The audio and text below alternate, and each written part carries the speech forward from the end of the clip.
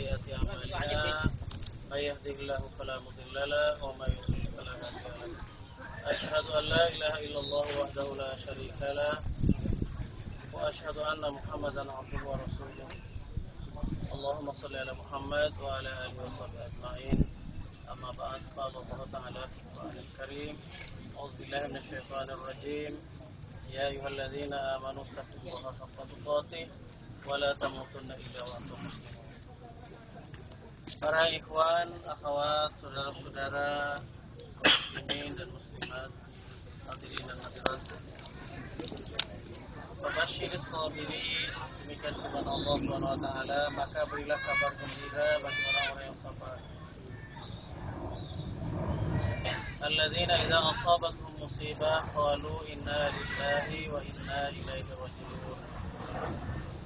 Yang mereka yang mengatakan apabila ditimpa oleh musibah, cobaan, ujian, mereka berkata, sesungguhnya kami dari Allah Subhanahu wa taala dan akan kembali kepada Allah Subhanahu wa taala. Di depan kita saudara kita Bapak Nana Sumpena bin Sumarna. Beliau adalah ikhwan kita, sudah dipanggil oleh Allah Subhanahu wa taala. Ini adalah merupakan juga tazkirah buat kita sebagai saudara-saudaranya, khususan yang mengiringi penguburan pada hari ini, mulai dari penyelenggaraan pertama jenazah, yakni memandikan, mengkafankan, mensolatkan sampai dengan menguburkan, ini merupakan peringatan buat kita yang hidup ini. Allah Subhanahu wa taala menjadikan mati dan hidup sebagai ujian. Allah Subhanahu wa taala telah menciptakan yang namanya kematian ini dan juga kehidupan sebagai ibtila, sebagai cobaan buat kita untuk menguji di antara kita mana yang terbaik amal perbuatan. Allah Subhanahu wa taala memerintahkan kita dalam hidup, ya ayyuhalladzina amanu taqullaha haqqa tuqatih wa la tamutunna illa wa antum muslimun. Wahai orang-orang yang beriman, bertakwalah kepada Allah dengan takwa yang sebenar-benarnya, dan jangan sekali-kali kalian meninggal dunia melainkan dalam keadaan muslim. Mempertahankan eksistensi sebagai muslim merupakan kewajiban bagi kita semuanya, sehingga kita akhir dari kehidupan kita semoga menjadi husnul khatimah, akhir yang baik. Dan tentunya kita doakan bagi saudara-saudara kita muslimin dan muslimat demikian adanya. Bil khusus saudara kita Bapak Nana Sumpena bin Sumarna yang hari ini dipanggil oleh Allah Subhanahu wa taala. Semoga Allah Subhanahu wa taala ampunkan dosanya dan Allah berikan rahmat dalam kehidupannya selanjutnya sesuai dengan doa kita. Doa kita sudah diberikan bingkai dalam syariat Islam berupa syariat salat. Karena dalam salat itu sudah termaktub pada takbir yang ketiga adalah doa untuk jenazah. Allahumma ighfir lahu warhamhu wa'afihi wa'fu anhu wa akrim nuzulahu wa wasi' madkhalahu ila akhir doa. Dari situ sudah terhimpun semua keinginan dari manusia, baik yang hidup maupun yang sudah meninggal dunia.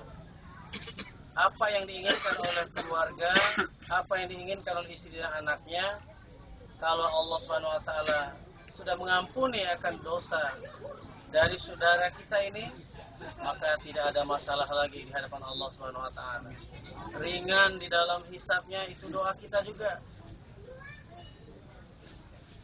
Ya Allah, mudahkan dalam hisab semua orang-orang beriman, muslimin dan muslimat, terutama saudara kita Nana Sumpena bin Sumarna. Apabila ada hutang piutang yang memberatkan dan yang membuat catatan amal kita masih belum diperhitungkan, maka manakala beliau almarhum memiliki hutang, maka yang berpiutang segera memberitahu, instruksinya tadi ya sebelum kita mensolatkannya, karena Rasulullah SAW sebelum mensolatkannya menanyakan hutang, tapi sudah ditanyakan tadi ya, tapi tidak ada yang harus, berarti alhamdulillah beliau bebas daripada hutang. Para ikhwan sekalian, penyelenggaraan jenazah ini disunnahkan, salah satunya juga adalah memberi nasihat kepada para ikhwan ya. Kalau di negeri kita memang yang hadir laki dan perempuan. Kalau di Makkah Mukarramah, Madinah Al-Munawwarah ya Pak Haji ya, itu semuanya hanyalah kaum laki-laki, dan perempuan memang tidak terlihat di area kuburan. Jadi ya maaf saja ini karena memang keadaannya seperti ini. Setelah ini nanti kita adakan takziah, merupakan sunnah daripada sunnah Rasulullah SAW. 3 hari hendaklah kalian bertakziah. Takziah itu apa? Yakni memberikan, menghibur keluarga si mayit. Bagaimana cara bertakziah itu? Kita membawakan, apakah itu berupa makanan, minuman, ya, atau berupa keuangan, ya, atau kebutuhan-kebutuhan yang lainnya kepada keluarga si mayit. Isna'u li ali Ja'farin ta'aman, kata Nabi. Ketika Ja'far bin Abi Thalib meninggal dunia syahid, maka Rasul mengatakan pada para sahabat, masak oleh kalian untuk keluarga Ja'far selama 3 hari. Jadi sahabat-sahabat kaum muslimin di sekitarnya membuat masakan untuk keluarga yang meninggal. Contoh ini keluarga almarhum Pak Nana Sumpena. Hingga dalam ungkapan, hendaklah bagi keluarga mayit itu tidak menyalakan api. Maksudnya bukan gak boleh nyalakan api. Artinya ini bahasa majaz supaya tanggung jawab sekelilingnya memberikan makan dan minum pada keluarga yang meninggal. Bukan sebaliknya. Bukan orang-orang di sekitarnya malah memakan dari apa yang ada di merepotkan bagi keluarga orang-orang yang meninggal. Demikianlah sunnah itu yang indah dalam kehidupan kita ini. Kemudian dalam pelaksanaan takziah ini juga ada nasihat-nasihat di dalamnya. Karena bagaimanapun orang-orang yang ditinggalkan mungkin pada hari ini belum merasa sedih, berduka, nanti beberapa jam kemudian secara naluri manusia akan timbul yang namanya rasa duka, sedih. Jadi ini kita hibur, kita datangi. Ada orang yang mengatakan, kenapa kita datang tidak diundang? Orang anak-anaknya tidak punya inisiatif mengundang tokoh-tokoh masyarakat. Tidak boleh seperti itu anak takziah. Tokoh masyarakat, para ulama hadir untuk datang ke sana dengan sukarela, bukan diundang. Sebagaimana orang yang menikah, kalau menikah tidak boleh datang kecuali diundang. Itu sunnah dalam Islam. Jadi jangan dibolak-balik oleh kita. Di syariat ini harus kita luruskan, karena kehidupan kita hanya satu kali. Apabila ada dalam kitabullah dan sunnah Nabi Muhammad SAW kita laksanakan, apabila tidak maka kita tinggalkan. Wa ma atakumur rasulu fakhudhuhu wa ma nahakum anhu fantahu. Apa yang dibawa oleh Rasul laksanakan oleh kalian. Apa yang dicegah, apa yang ditinggalkan oleh beliau, maka tinggalkan. Ketahuilah bahwa Khadijah radhiyallahu anha, istri Rasulullah SAW, wafat ketika Rasulullah SAW sudah menjadi Rasul Allah. Maka tidak pernah ada dalam kitab yang masyhur, di dalam hadis-hadis kutubus sittah, yang menerangkan bahwa Rasulullah SAW mengundang para sahabat untuk di situ semuanya membaca Al-Quran dari awal hingga akhir. Kalau ada, falyatafaddal, mari diajarkan kepada kami atau kita semua ini. Tapi setelah sekian lama kita mencari-cari, tidak ada tarikh yang menyatakan bahwa Rasulullah SAW melakukan seperti itu. Jadi Rasulullah SAW hanya disebutkan pada saat itu adalah Amul Khuzni, tahun duka cita beliau dengan meninggalnya Khadijah dan pamanda beliau Abu Thalib. Jadi itulah para ikhwan dan akhwat rahimakumullah untuk kita ketahui.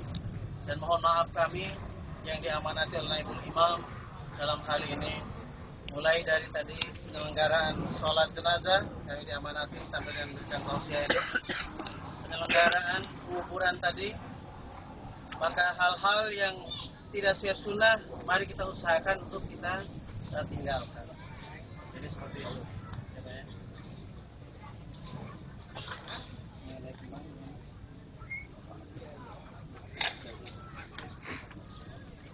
Ya. Gitu ya. Ya karena ini sudah ada banknya yang semestinya kami sendiri gimana Pak Haji di sana nggak ada ya, di Makkah di Madinah nggak ada ya orang yang jadi begini, kami pernah debat juga tentang masalah ada yang mengatakan Rasulullah pernah meletakkan daun kurma di atas kuburan. Tapi ingat bahwa Rasulullah meletakkan itu kuburan yang sudah lama dikubur. Beliau mengetahui apa yang gaib dari Allah SWT. Beliau dikabarkan oleh malaikat Jibril bahwa kuburan ini sedang disiksa penghuninya di dalam. Salah satunya karena dia tidak bersih di dalam urusan istinja.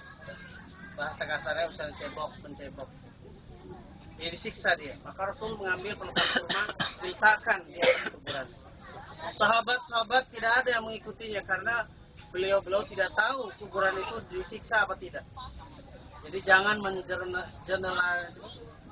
generalisir, jangan mengumumkan keseluruhannya bahwa jenazah itu disiksa. Ya kalau misalnya dianalogkan sebagai kecintaan saja, kembang itu barangkali ya mafi muskilah ya, ya. Kalau dianggap sebagai berdosa, keluarganya mestinya memprotes bahwa dengan tuduhan semacam itu keluarga tidak terima. Kenapa kita tadi berdoa mohon ampunan Allah, tiba-tiba kita mengeneralisir bahwa semua jenazah itu dia berdosa? Ya seperti itu para ikhwan. Padahal kita sudah kumpulkan sekian banyak orang untuk sholat, mohon ampun pada Allah SWT dari dosa-dosanya. Nah, jadi kami sekali lagi memberitahukan pada ikhwan-ikhwan bahwa ini bukan kita memadankan apa yang dilakukan oleh Rasul, meletakkan daun kurma, karena selama sampai kering daun kurma ini Allah akan berikan ampunan kepada orang ini. Jadi tidak dianalogkan dengan itu kembang ini, hanya karena kecintaan saja dari keluarga kepada yang meninggal. Dan nanti kalau ziarah lagi, saya menyarankan tidak usah. Seperti keluarga kami juga kami nasihati, suka pandan diiris-iris, disiram. Jadi itu juga tidak sesuai dengan sunnah. Ya seperti itu. Jadi ini saja dipadatkan nanti, tingginya di ini lagi, setinggi sejengkal saja, diratakan saja. Setelah ini nanti keluarganya diberi kesempatan untuk di sini sepanjang orang memotong dan menguliti kambing, seekor kambing. Jadi para ikhwan, demikianlah tausiah ini, dan akhirnya adalah kita hendaklah hidup takwa kepada Allah SWT, hidup muslim dengan aturan Allah SWT, sehingga ajal menjemput kita, meninggal kita dalam keadaan husnul khatimah. Amin. Maka akhirnya mari kita bermunajat kepada Allah SWT. Bismillahirrahmanirrahim.